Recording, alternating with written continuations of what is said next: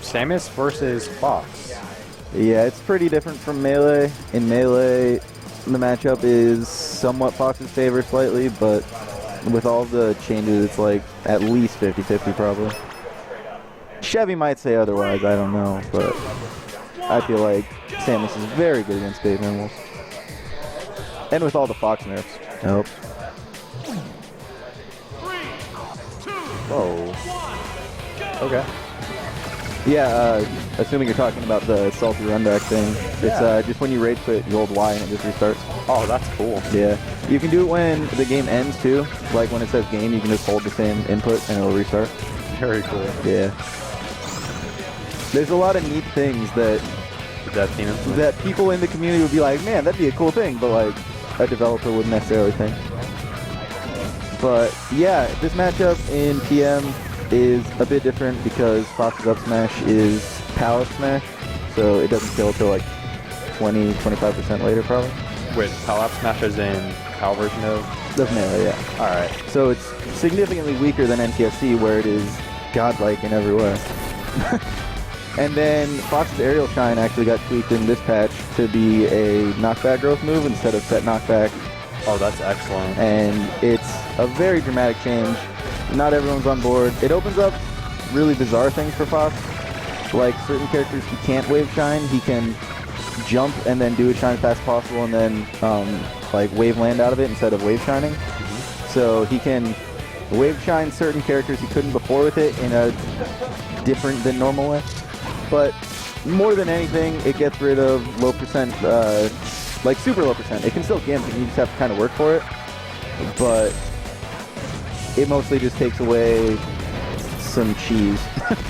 Like if you land a single shine against Ganondorf or Captain Falcon, it's like super sad. Or is it?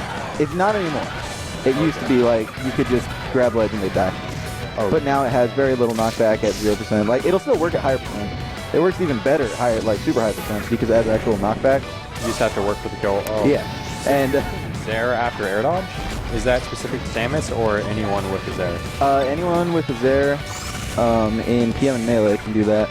It is an actual move in PM, whereas Melee it's like super bad. Oh, Chevy, you're so bad.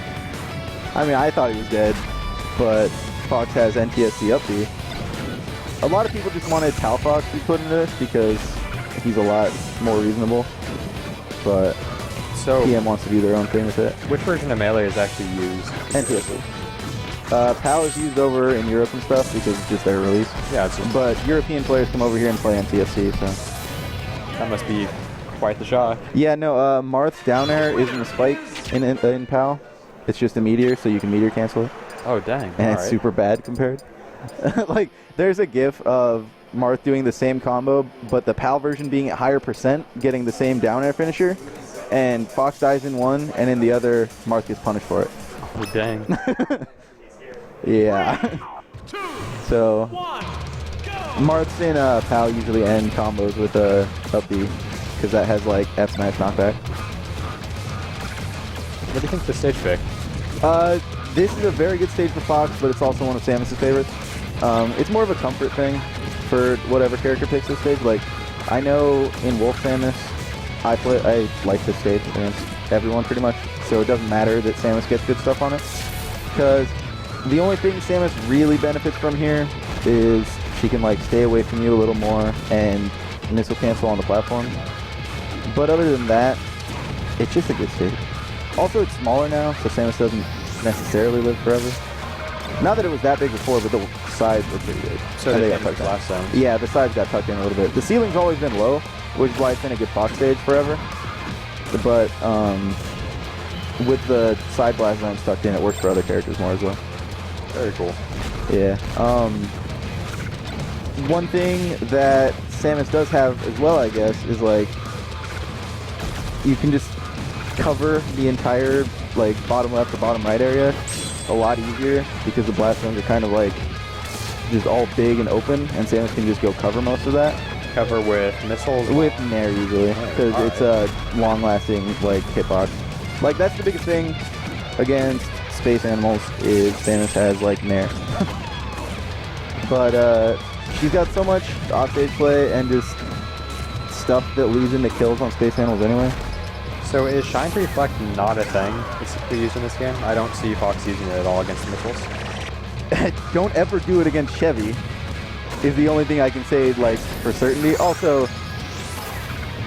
back away from that for a second, is Chevy landed a down smash at like no percent, and every Stacy ever will jump and then do an up B after they get hit off stage like 9 times out of 10. So Chevy always shoots a charge shot, and it always...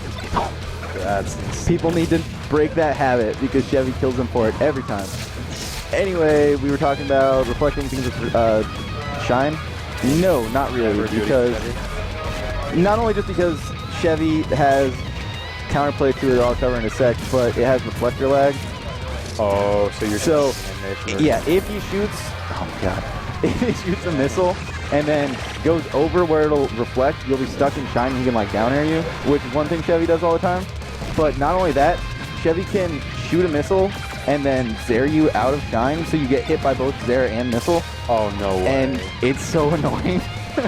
Like, you don't even want to try and power shield it, which is like harder to do because he will still just like zare you out of trying to power shield it because you want to be shield up at times you have to time it. Like, zare is so good, if only for that reason.